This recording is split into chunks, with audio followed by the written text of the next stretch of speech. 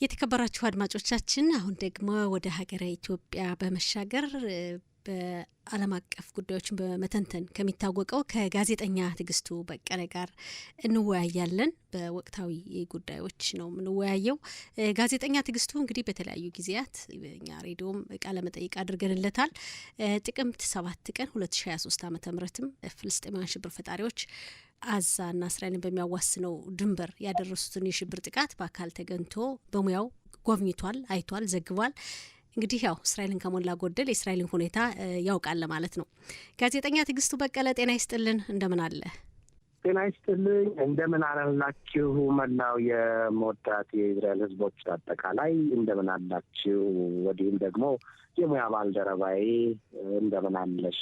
ደህና ነሽ ብያለሁ። አመሰግናለሁ። ደህና ነን፣ እግዚአብሔር ይመስገን። ሰላም ነን። እንዴት ነው? እንዴት ናችሁ በኢትዮጵያ? እንግዲህ ኢትዮጵያ አሁን የዓመት በዓል ሰሞን ነው፣ የፋሲካ በዓል ሰሞን ነው። ሽር ጉድ ነው ያለው። ሰላም ነን። እንግዲህ ጥሩ ነው። ያው የያዙትን ማመስገን ነው፣ ሌላ ነገር የለም። ሰላም ነን። እውነት ነው። አዎ ትግስቱ፣ ሰሞኑን እንግዲህ የአሜሪካው ፕሬዝዳንት ዶናልድ ትራምፕ ከኢራን ጋር ያለውን ጉዳይ እንግዲህ የኢራንን የኒውክሌር ጦር መሳሪያ ግንባታ መርሃ ግብሯን በተመለከተ በዲፕሎማሲያዊ መንገድ ለመፍታት ነው የምሞክረው፣ እንግዲህ ሰላም እንመርጣለሁ በማለት ውይይት ጀምረዋል። ይህ ጉዳይ እንግዲህ በእስራኤል በኩልም አጠቃላይ በዓለም አቀፍ ደረጃ እንዴት ነው እየታየ ያለው? እንደው እውነት አሜሪካ ይሳካላት ይሆን በድርድር ከኢራን ጋር ያለውን ጉዳይ ለመፍታት? እንደው አንተ እንደ ዓለም አቀፍ ተንታኝ እንዴት አየኸው ይህን ጉዳይ? መልካም። እኛንም በጣም ብዙ የሚያመራምረን ብዙም እንድናነብ ብዙም ደግሞ ወደኋላ ዞረን እንድናይ ያደረገን ጉዳይ ነው ይሄ። በተለይ በዚህ ወቅት በሶስቱ ሀገራት መካከል በእስራኤል በአሜሪካና በኢራን መካከል ያለው ጉዳይ በጣም ከባድ ነገር ነው። እንግዲህ ምናልባትም የዓለማችን እጅግ ውስብስቡና አስቸጋሪው ነገር ይሆናል ነው የምለው። ይሄ ጉዳይ በከፍተኛ ደረጃ ውዝግብ ያስነሳ ነው። ውዝግቡ ደግሞ መፍትሄ አልባ ነው። መፍትሄ ይኖረዋል ብዬ አላስብም። ምክንያቱም ኢራን የዩራኒየም ምርቷን በከፍተኛ ደረጃ አብላልታ በቀናት ውስጥ 6 የአቶሚክ ቦምቦችን መስራት የሚያስችላት እንትን ላይ ደርሳለች ነው የሚባለው። እዚህ ላይ በደረሰች ሀገር ላይ አሁን የደረቀን እንጨት ላለምልም ብሎ እንደ ውሃ እንደማጠጣት ነው የሚሆነው። ዝም ብዬ ሳስበው በጣም ከባድ ነው። አሜሪካን ብትሆን በአንድ ፊት የጦር አውሮፕላን ጫይ መርከቦቿን በመካከለኛው ምስራቅ እንዲሁ ደግሞ የቢ2 የቦምብ ጣይ አውሮፕላኖቿን በህንድ ውቅያኖስ ዳርቻ አስደፍጣለች። ወዲህ እስራኤልን ብትሆን ለህልውናዋ ስትል በጣም በከፍተኛ ደረጃ ተጠንቅቃና ተዘጋጅታ የቆመችበት ጊዜ ነው።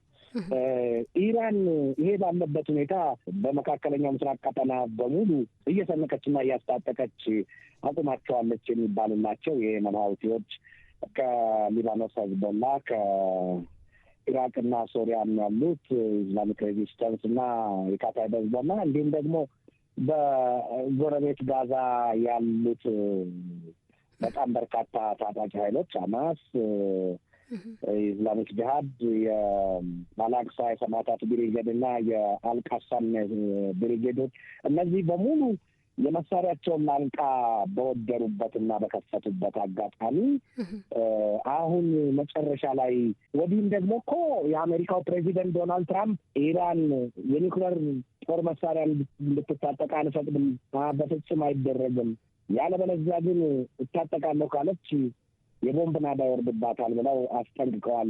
የኢራን መንፈሳዊ መሪ አያቶላ አሊ ሰይድ ካሚኔ በበኩላቸው የፈለጋችሁትን አምጡ፣ ከእናንተ ጋር ድርድር ብሎ ነገር አናውቅም እስከ ማለት ደረጃ ደርሰዋል። ይሄ ሁሉ ባለበት ሁኔታ ውስጥ ደግሞ እስራኤልን ከዓለም ካርታ ላይ ሰርዛታለች። ይሄ ሁሉ ፈቻ ነው ያለው። እውነት አሜሪካ ትራምፕ ይፈቱታል ወይ? እኔ የራስን አመለካከት መናገር ከቻሉ ትራምፕ ይህን ነገር የሚፈቱት ቀርቶ ጭራሹኑ ወደ ተወሳሰበ ነገር ይወስዱታል ብዬ አስባለሁ።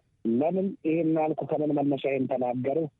የሩሲያና ዩክሬንን ጦርነት ልመረጥ እንጂ ከተመረጡ በ24 ሰዓት ውስጥ ነው የምፈታው አሉ።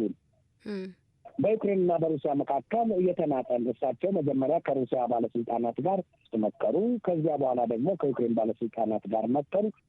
የ30 ቀናት የተኩስ አቁም ስምምነት ትደርሳላችሁ። ስምምነቱ ከፊል ነው፣ ያውም በኃይል የመሰረተ ልማቶች ላይ እርምጃ አትወስዱም የሚል ነው።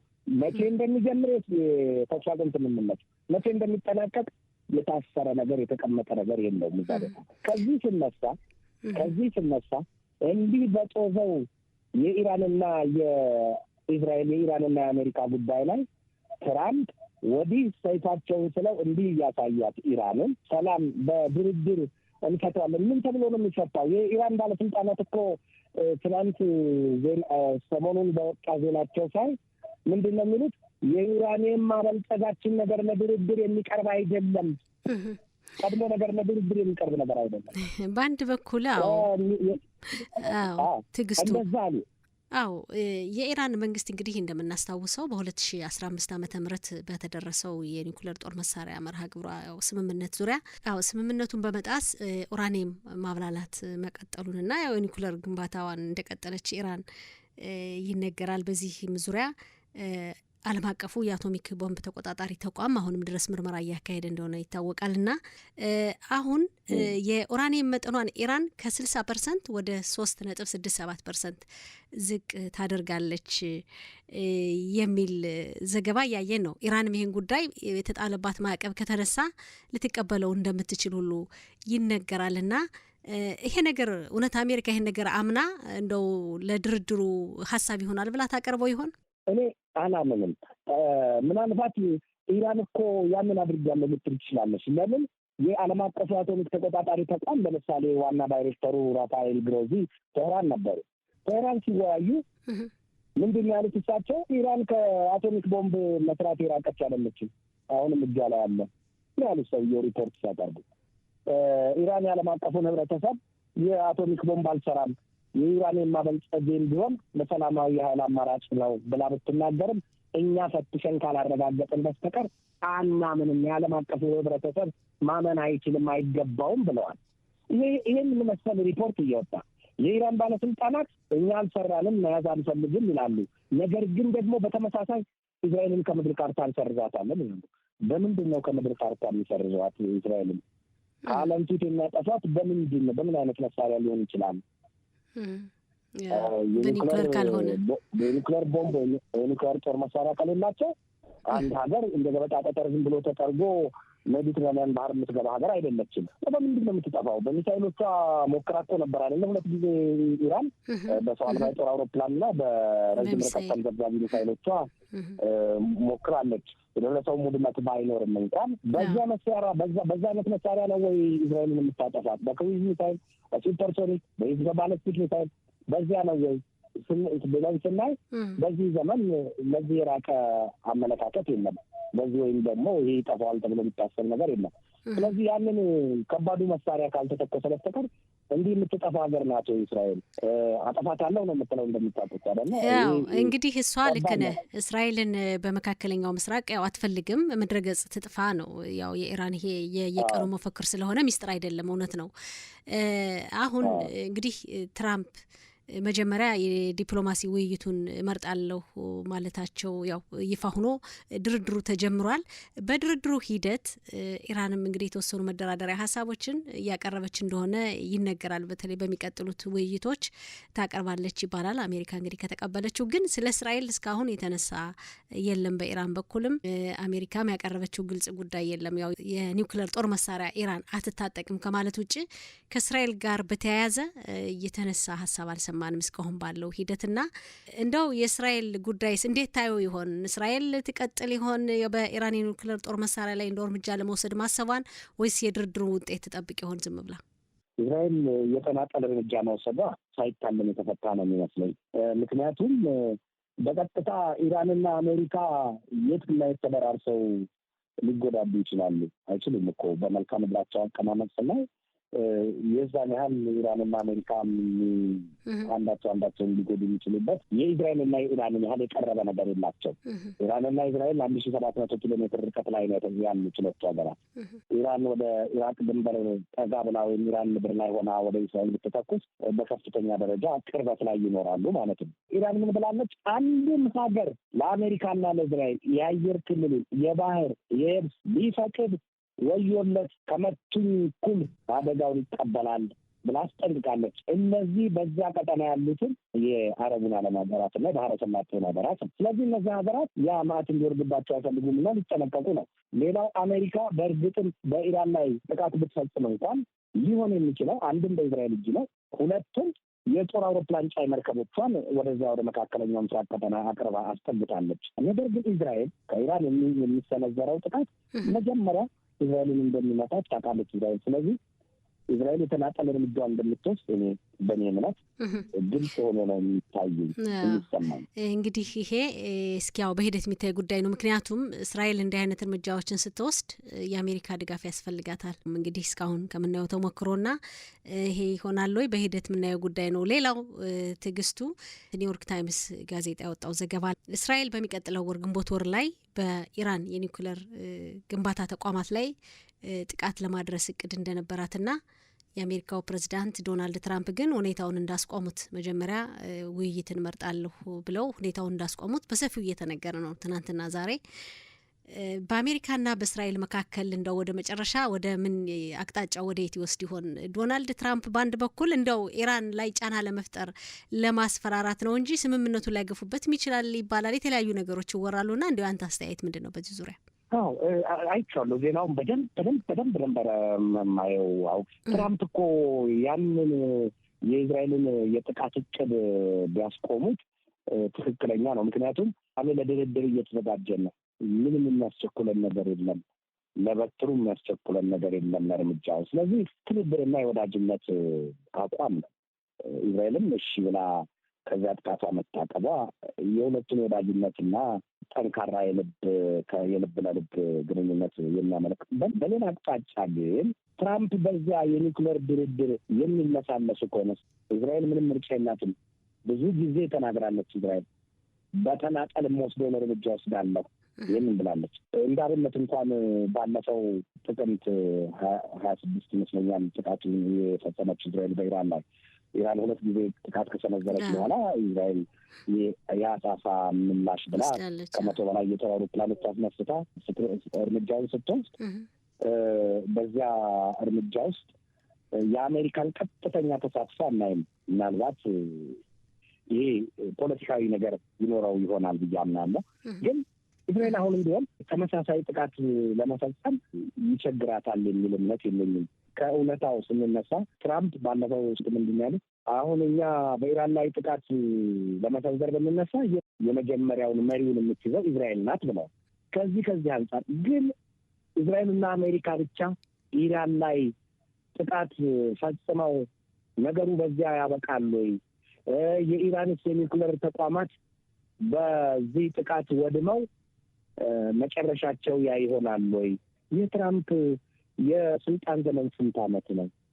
በእስራኤል ያለውስ መንግስት ምናልባት በእስራኤል የሚመጡት መንግስታት የሚቀያየር ወይም ደግሞ የሚናወጥ አቋም ያላቸው ላይሆኑ ይችላሉ።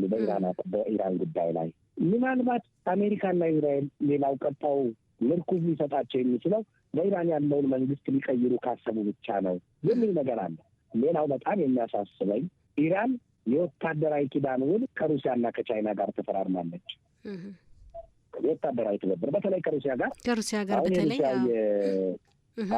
ኢራን ስትነካ ወይም በኢራን የኒውክሌር ጥበብ ውስጥ የሩሲያ እጅ የለበትም ወይ? ይህ አይነት ጥያቄ ይመጣል። ቻይናና ሩሲያ ዝም ብለው ያዩ ሆነ? በጸጥታው ምክር ቤት የሚወሰደውን እርምጃስ ድምፅን በድምፅ የመሻር መብት አላቸው አይደለም? ሁለቱ ሀገራት እንዴት ያውታል? ከወታደራዊ ኪዳን ውል ስምምነታቸው ውጭ ከኢራን ጋር ባላቸው በዚያስ ቢሆን ዝም ብለው ይቀመጣሉ ወይ? የሩሲያ ኤስ-300 እና ኤስ-400 የሚሳይል መከላከያዎች እንዲሁም የሱኮይ 35 እና የሱኮይ 54 የጦር ጀቶች ኢራን ውስጥ እንደገቡ ብዙ ጊዜ ይሰማል እና ያለን ዜና ላይ ኢራንና አሜሪካ በኢራን ላይ እርምጃ ወስዳ ወይም እስራኤል በኢራን ላይ እርምጃ ወስዳ በዚያ ላይ ሀያላኑ ተደርበው አይመጡም ብዬ አላምንም። እሱ ይታየኛል። ዶናልድ ትራምፕ ወደ ስልጣን ሲመጡ ከስልጣን ለውጥ ሲደረግ የዲሞክራሲ ፓርቲው እንግዲህ ስልጣን ዘመኑን ጨርሶ ደግሞ የሪፐብሊካኑ ተመርጦ ትራምፕ ስልጣን ላይ ሲወጡ ብዙ የተጠበቁ ነገሮች ነበሩ። በዓለም አቀፍ ደረጃ እንግዲህ ብዙ ይሰሯቸዋል። አሜሪካ ያው የስልጣን ለውጥ ነው ከነበረው መንግስት አንጻር ዶናልድ ትራምፕ ስልጣን ሲይዙ አዲስ ነገር ይኖራል ተብሎ ተጠብቆ ነበር። እርሳቸው ደግሞ ቀደም ሲል እንዳነሳውም የዩክሬንና የሩሲያን ጉዳይ አስመልክተውም ሌሎች ነገሮችም በጋዛ ሰርጥም ገሃነም ይከፈታል ብለው ነበር። የቅርብ ጊዜ ትዝታ ነው። ያ ለምን አልሆነም እየተባለ ነው አሁን። እንደው በአጠቃላይ ውይይታችን ለማጠቃለል ነው እንደው ስለ ዶናልድ ትራምፕ ስለሚወስዱት እርምጃ ስለሚናገሩት አንዳንድ እንደው ለቀቅ ያለ ዛቻ በመጨረሻ ተግባራዊ ለማድረግ ይሳካላቸዋል ወይ ነው እንደው ዝም ብለው የሚናገሩት ነገር ነው? እንደው ያንተ አስተያየት ምን ይመስላል? እኔ ከጥላቻም አይደለም ሰውየውን ከተቃውሞም አይደለም ብጠላቸውም ብቃወማቸውም አንድ ቦታ ላይ ተቀምጬ እሳቸው ላይ የሚመጣ ነገር የለም፣ የሚለወጥም ነገር የለም። ምናልባት ሪፐብሊካኖቹ ይህን ነገር ሲሰሩ እሳቸውን መልሰው ሲያስቀምጡ በጣም ዓለምን ያስደነቀ ነገር ነበር። ትራምፕ በፖለቲካ አቋማቸው በሳል ናቸው ለማለት በጣም ይቸግረኛል በእኔ ደረጃ እንኳን። ምክንያቱም ፖለቲካ ሌላ ጉዳይ ነው። በጣም መሰሪነት የሚያስፈልገው ነገር ሊሆን ይችላል። ውሸት መቀላቀል ሊኖርበት ይችላል። ኃይል መቀላቀል ሊኖርበት ይችላል። ነገር ግን ሰውየውን ስናያቸው ዝም ብሎ ጥርግ ብሎ መነዳት፣ አንዳንዴ ደግሞ ስሜታዊ የዚህ መልክ ያላቸው ሰው ናቸው። በጣም በርካታ ውሳኔዎች ምንም ይቅርና የሩሲያና የዩክሬንን ጦርነት የተኩስ አቁም ስምምነት ለ30 ቀናት ተደርሷል ብለው ከነገሩን በኋላ የሚጀመረው የተኩስ አቁም ስምምነቱ በዚህ ቀን ይጀምራል፣ በዚህ ቀን ይጠናቀቃል። ይህንን አንድ እዚህ ጋር አላሰሩት። ሁለተኛው በጋዛ ሰርጥ ቀደም ሲል አንቺ እንዳልሽው የገሃነም ደጆች ይከፈታሉ። ሐማስ ታጋቾቹን ካለቀቀ የገሃነም ደጆች ይከፈታሉ ሲሉ በጣም በርካታ ጊዜ ደጋግመው ነው ያስጠነቀቁት። ስለዚህ ህዝቡም አይደለም ትራምፕ ህዝብ ነው ከኋላ ያለው፣ የአሜሪካ ህዝብ ነው ያለው። ግን በትራምፕ በዚህ ፖለቲካዊ አቋም የታጋቾቹን ጉዳይ ሊሆን የጋዛ ሰርጥም ፍልስጤማውያን ጉዳይ ሊሆን እንዲሁ የኢራንን የኒውክሌር ድርድር ጉዳይ እንዲሆን ቋሚ መፍትሄ ያገኛል ብዬ አላስብም። እሳቸው ያላቸው እንዳልኩሽ 4 ዓመት ከዚሁ ላይ ተሸራርፏል። ምናልባት 4 ወር ምናምን ሄደዋል። አዎ እንግዲህ እስኪ ያው የእሳቸውን ሁኔታ እንዳልከው ከ4 ዓመቱ የተወሰነ ተሸራርፎለታል። በዚህ 4 ዓመት ውስጥ እንደው ካሉት ቃል ከገቡት ሁሉ ምን ጉዳዮች ተግባራዊ ይሆናሉ እንግዲህ እናየዋለን። እግዚአብሔር እድሜ ከሰጠን ሁላችንም ትግስቱ እድሜ ከሰጠንና ይሆነ ጥሩ። እንግዲህ ካለን ጊዜ አንጻር ውይይታችን እናጠናቅቅ፣ ሌላም ጊዜ እንወያይበታለን በዚህም በሌሎች ዓለም አቀፍ ጉዳዮችም። በጣም አመሰግናለሁ ጋዜጠኛ ትግስቱ በቀለ። እኔም እጅግ አድርጌ አመሰግናለሁ። በጣም የምወዳትን ሀገሬ እስራኤልና ሕዝቦቿን እግዚአብሔር ከሁሉም ነገር በሰላም ጠብቆ ሁሉንም የምድራችን የዓለማችንን ዘር አዳምን በሙሉ በሰላምና በመከባበር የሰው ልጆች በሙሉ በሰላም የምንኖርበትን ከእግዚአብሔር ከኃያሉ አምላክ እግዚአብሔር ሰላምና ጸጥታን እንዲሰጠን ከልባችን እስከ ምድራችን ድረስ ሰላም ይሆንላለሁ። ቶዳረባ በጣም እናመሰግናለን። ቶዳረባ ሰላም ሁን። ሰላም ሁንልኝ። ሰላም